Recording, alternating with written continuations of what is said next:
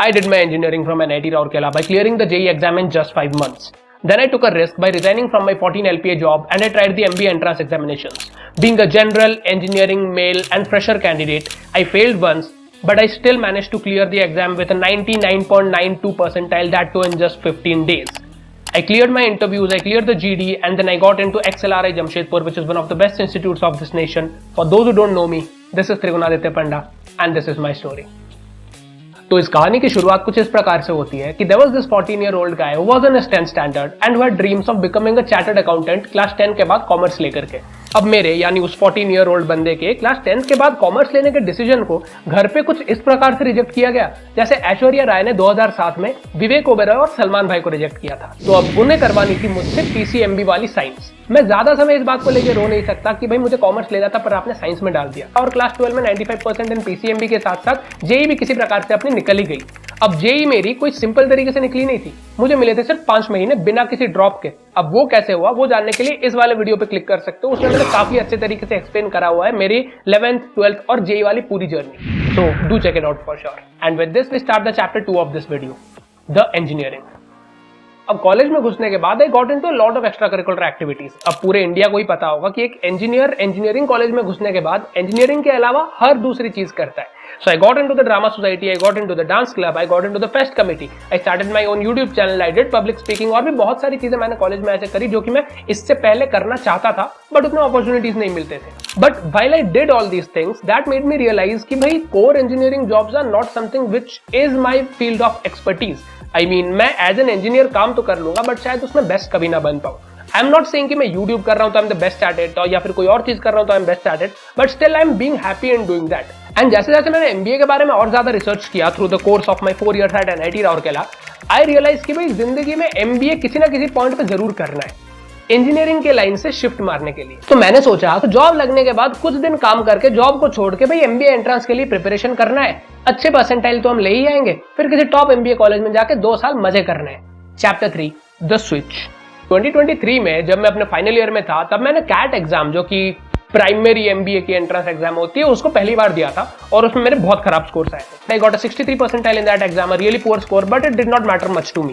फिर 2024 स्टार्ट हुई और मैं इंटर्नशिप करने के लिए कोलकाता चला गया। I started working at futures first info services which was a financial proprietary trading firm, और फील्ड जिसमें मुझे बहुत ज्यादा इंटरेस्ट था, और ये एकमात्र फाइनेंस की कंपनी हमारे कॉलेज में उस साल आई थी। क्योंकि वो हमारे कॉलेज का फाइनल सेमेस्टर था तो एनसेम की पढ़ाई, उसके साथ उस कंपनी में काम करना, उसके साथ यूट्यूब करना और फिर खुद के कैट प्रिपरेशन पे भी ध्यान देना मेरे लिए वर्चुअली इंपॉसिबल हो चुका था, but still to some extent मैं काम कर रहा था। फिर एनसेम और फेयरवेल के बाद हमारी कॉलेज तो एंड हो गई बट मैं फ्यूचर्स फर्स्ट में अब भी काम कर रहा था। हाउएवर बिकॉज मेरे लिए टाइम मैनेज करना बहुत ज्यादा टफ हो रहा था तो I made this bold decision of leaving futures first.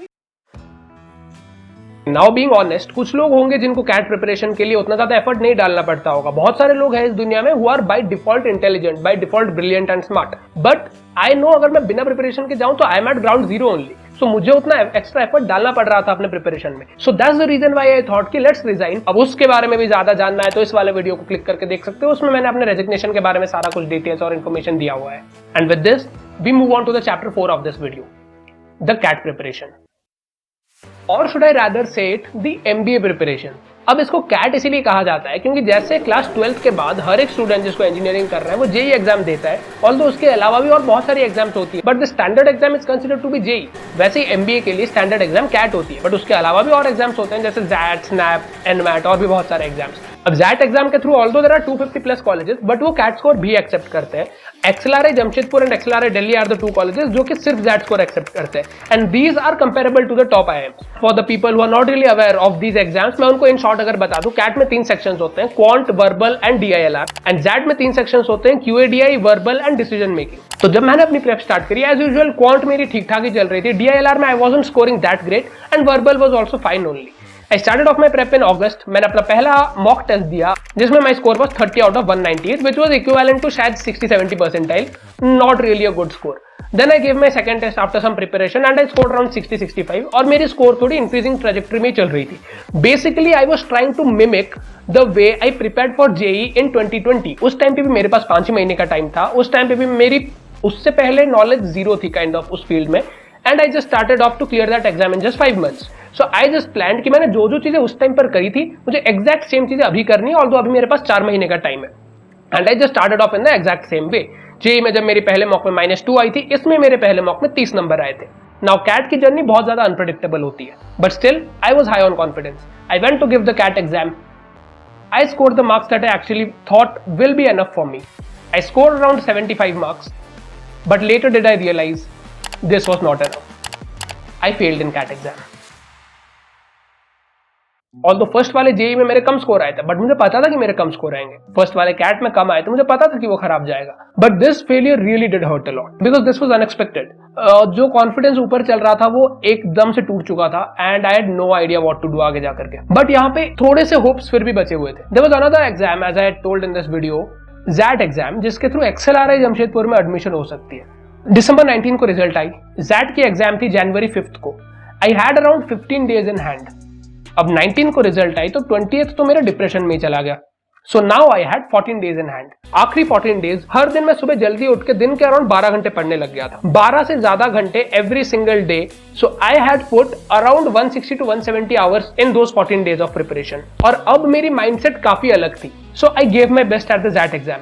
I had attempted the most number of questions that I've ever did in any entrance exam in my entire life. And then came the results. 99.9178 percentile in the ZAT exam. Now this MBA preparation journey was filled with lots of ups and downs, high and low phases. During this, I joined a WhatsApp group named Excel Pagloos, where I met a lot of fun and interesting people like Adarsh Bhai, and conversations with them really helped a lot in overcoming the anxiety and stress during the MBA prep. So shout out to them. April end May finally the results were out and XLRI Jamshedpur it was. The dream for the longest time was finally a reality. See you guys in the next one.